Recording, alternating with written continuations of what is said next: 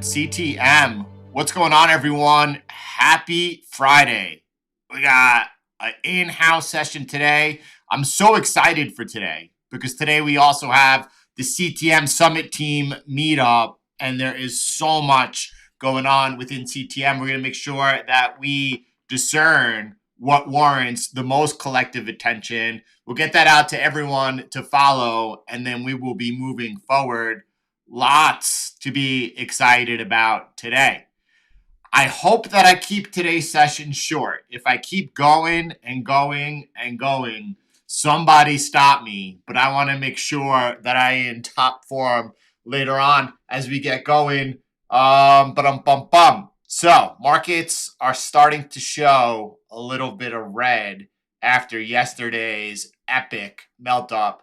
What has changed? What has happened? It's really coming out of Washington, right? By the way, we saw Fat Powell. I watched Powell and Bernanke like bore me to tears earlier this morning. The takeaways is that Powell says that rates may not have to rise as much as expected. Did anyone expect them to go over 5% so quickly? Well, one of the fastest rate hiking cycles in history. If you go back to 2021, when we mentioned the words rate shock in 2022, people were indignant that that would even be possible because it's not even possible to taper a Ponzi. And oh, yes, you can. The question is, for how long? And basically, though, this is important, though. Powell says that the stresses in the banking system could mean that our policy rate may not to rise as much as it would have otherwise to achieve our goals. And what's interesting about that is how much otherwise, if we weren't seeing the banks blown up, was the Federal Reserve expected to raise rates towards 6%. I'm not so sure, but the main takeaway for me is that the bank stresses will be providing the tightening that the additional rate hikes need to cover. Janet Yellen also out today talking about that there likely will be more U.S. Banking problems and consolidations, mergers in the days ahead. Markets seem to be coming off upon those comments, but probably out of this one as well. After McCarthy, House Speaker, yesterday said that, talks were going well and likely they would be coming to a deal. Today, you saw Republicans walk out of the talks, saying that the White House is not really being reasonable. All talking points, but the takeaway is that the debt ceiling talks have come to a halt.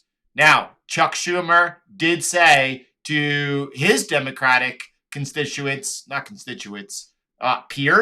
that they should be ready to return to Washington within 24 hours of need be. I do believe that President Biden is scheduled to speak Sunday, that he is expected to cut his trip to Japan short. The second leg of it, he was supposed to be headed towards, I want to say Indonesia, but I'm not exactly sure.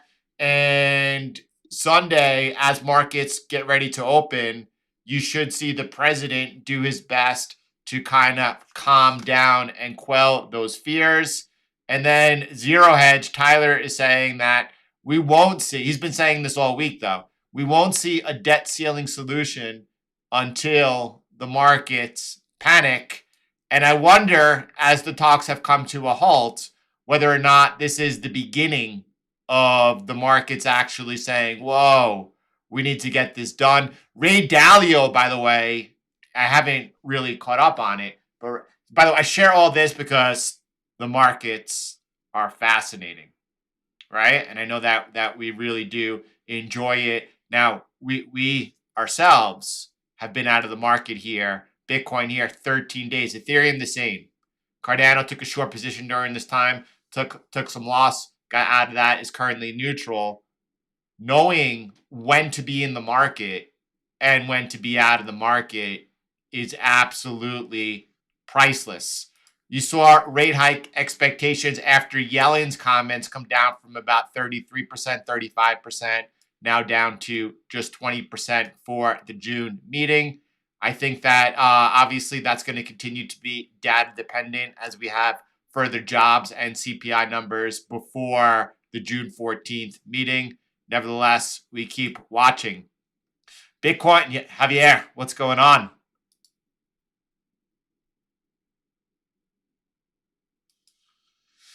Oh, Ray Dalio, by the way. I mean, who's Ray Dalio? He manages, right, biggest hedge fund in the world. And he's saying that the debt ceiling debacle crisis could have severe economic consequences. I don't think that he's one to really sensationalize things.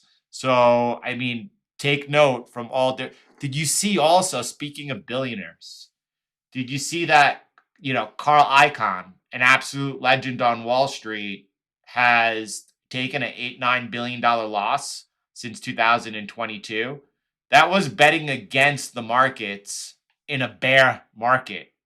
Could you imagine? I think that's a really strong wake up call. He said it himself.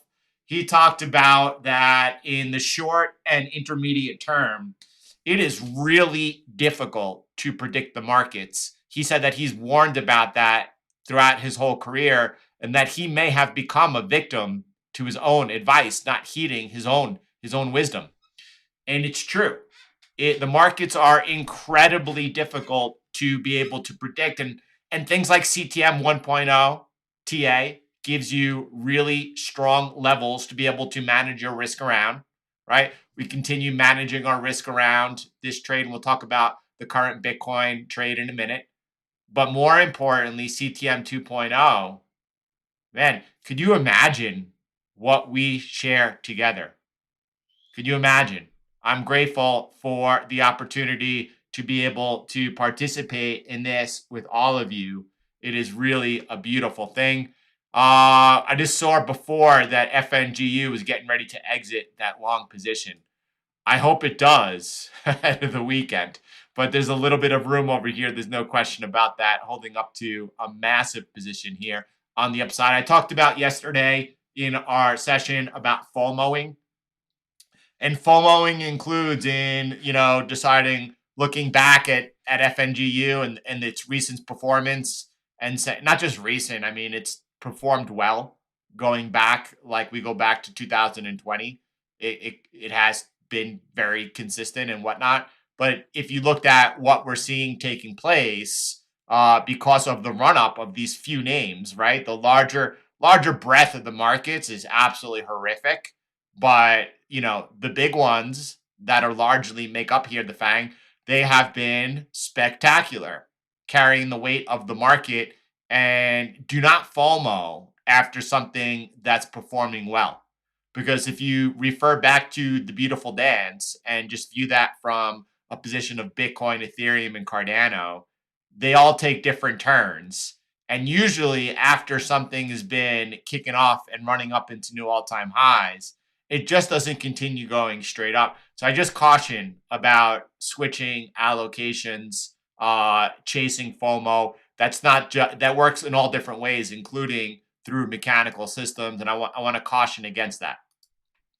Over here, looking at discretionary trading, CTM 1.0, a couple of observations.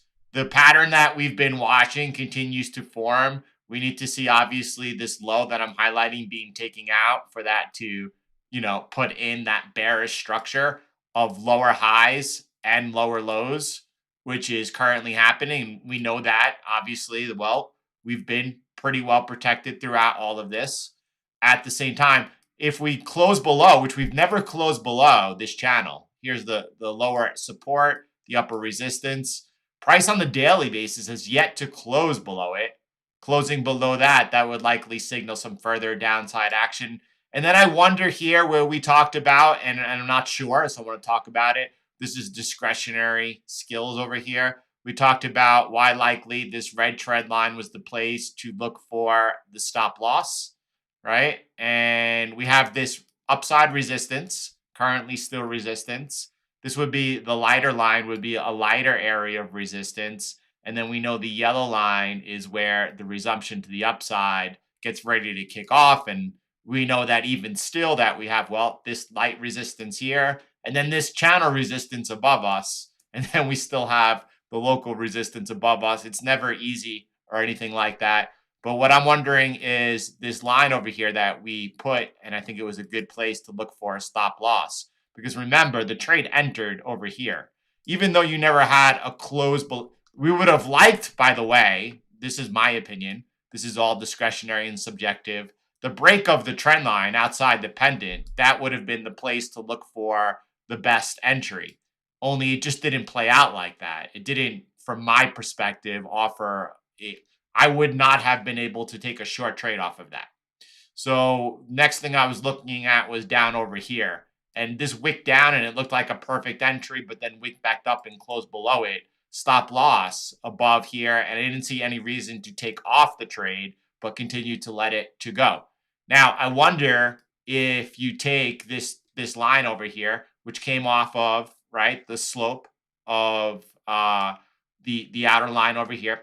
And I wonder, and it looks to me, maybe I come down on the 8 hour, it looks to me that that is now forming over here, right? So I wonder if a better exit would be if price were to break out above this trend line, this sloping down trend line, and right over there, about just above 27,500, 27,560, right? It's funny because most professional traders, we use whole numbers. So I try, and I always do it myself.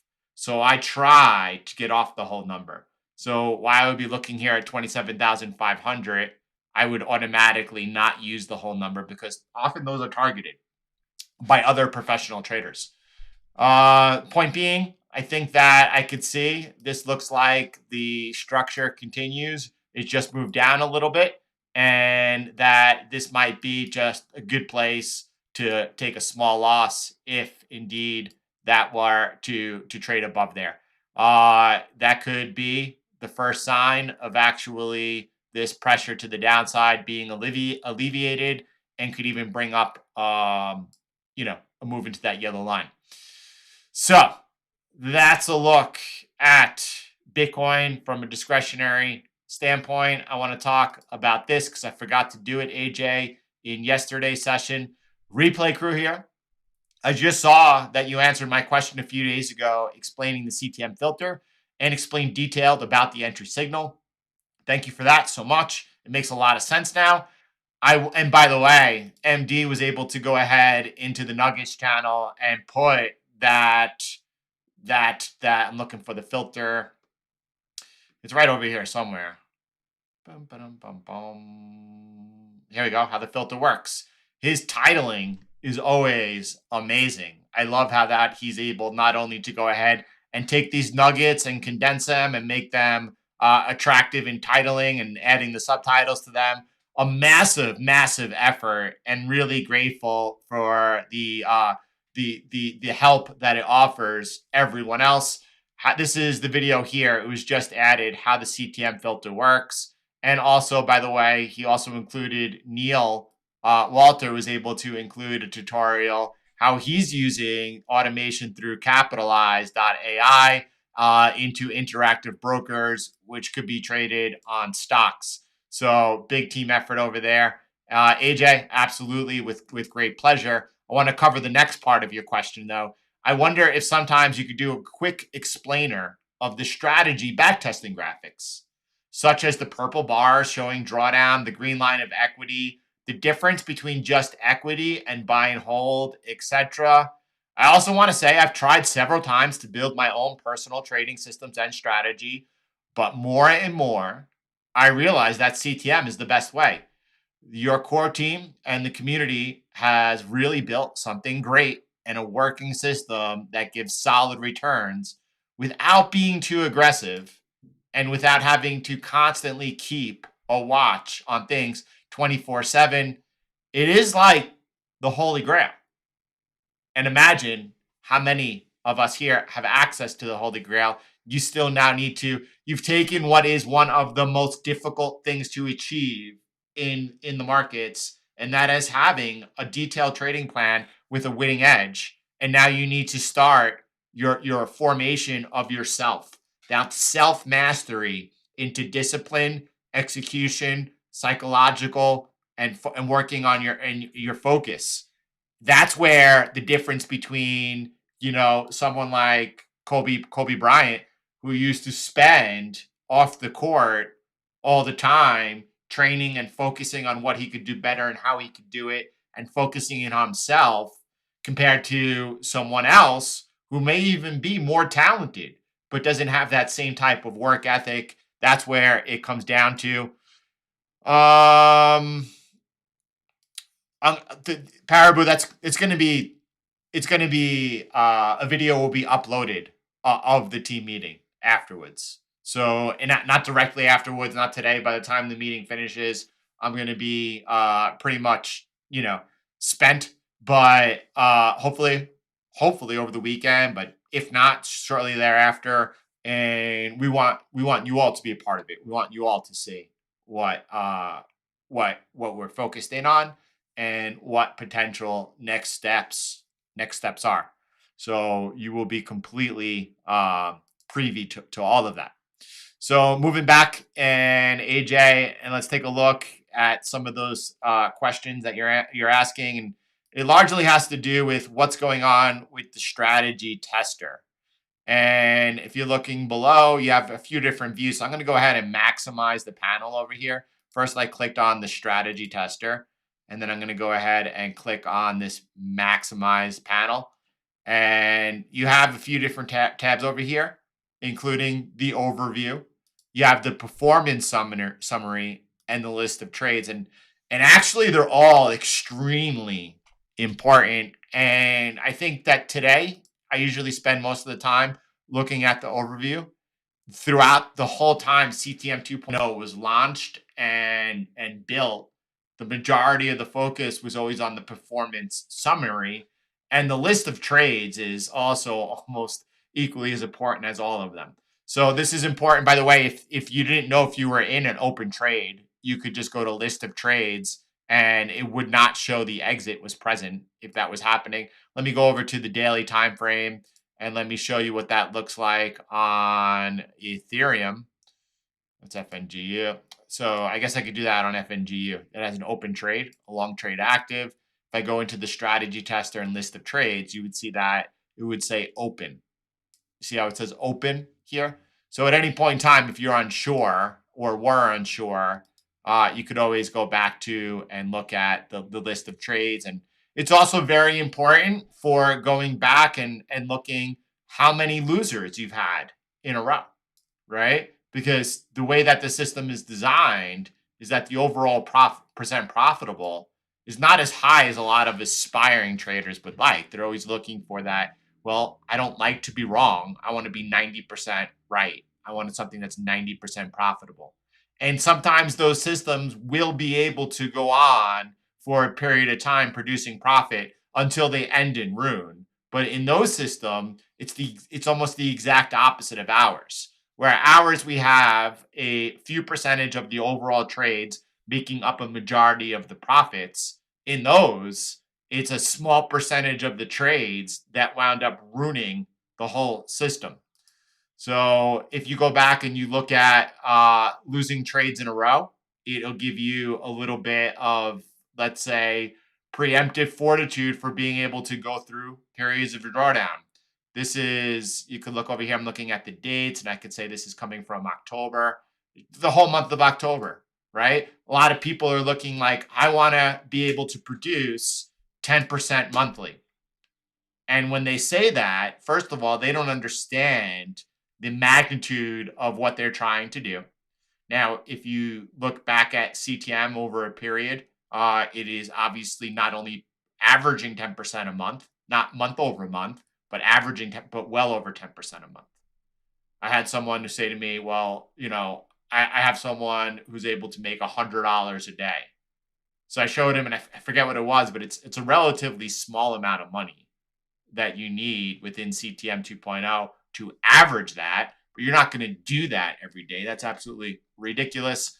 Jumping back over here, do you have the mental fortitude to go 1 month, right? With 1, 2, 3, 4, 5, 6 trades in a row, losses. It's important for, and I don't think it's stressed enough. It is in one of the nuggets. If you go look at the nuggets, one of these nuggets that MD clipped was talking about going back and manually testing all the different periods. This right over here is just gold, this channel. And I hope that you begin to spend more and more time in it. We have the performance summary. And AJ, I always do this. The beginning of your question is basically, what are these purple lines and what is the buy and hold equity? And that's what I'm answering, but I'm basically front loading everything else first. Inside the performance summary, you can also see the buy and hold return, but we'll look at that from the overview chart as well.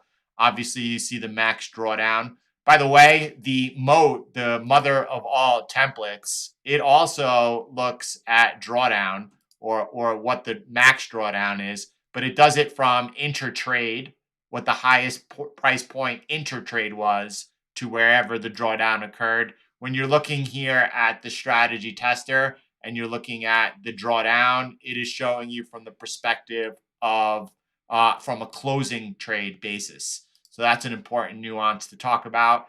And then we have things that are pretty important over here. And I think, for example, the average winning trade, the percent profitable, right? The average losing trade. So you can see over here, this is a 5-to-1 risk to reward. It's a highly favorable risk to reward that we have here. But that does not mean that every trade you're taking, a lot of discretionary traders fall into this trap. If they want to achieve a 5-to-1 risk to reward, they try to have a TP that's 5 times their stop loss. That's not how it works. So you have also here the on a percent pages, the largest losing trade. And then you also have the largest winning trade I'm looking for. They don't do largest winning, just the average. And then we have the overview, and you have a couple of different things. You could use absolute or percentage. I use percentage, right? Because this is showing in dollar terms over here. The drawdown, which as the account grows, is obviously going to continue getting bigger and bigger. So I use percentage terms. And when you're looking here at these purple bars, it is showing you the drawdown. You can see the percentage over here on the right. And you can see that we've had, and this is going back since 2019. So let's add some more data to that. Let's go way back to where the drawdown gets even bigger. 2016, and I tried. Look at that. Amazing. This is since 2016, 17% backtested drawdown. So you're looking in the purple, and you could see the percentage drawdown. So you could see that we had over here 15% drawdown, 15.5% drawdown. This is the max drawdown over here at 17%. We've had another one almost testing that, and currently here an 11% drawdown. So that's what the purple is for. Then over here you have, and you could take that off if you just wanted to look at the equity itself. And again, just to point out why that seems like it's up and to the right, most of the time is spent going sideways before new all-time highs is made. And that is very important for you understanding the perspective needed in order to be able to execute well. And then you have the drawdown in purple, and then you have the buy and hold equity. And that would be if you were buying and holding the whole time. And it's really interesting because in a bull market, let me just focus on 2017, which is a bull market in Bitcoin, and buy and hold is going to outperform at points. So let me show you. Look at buy and hold outperforming.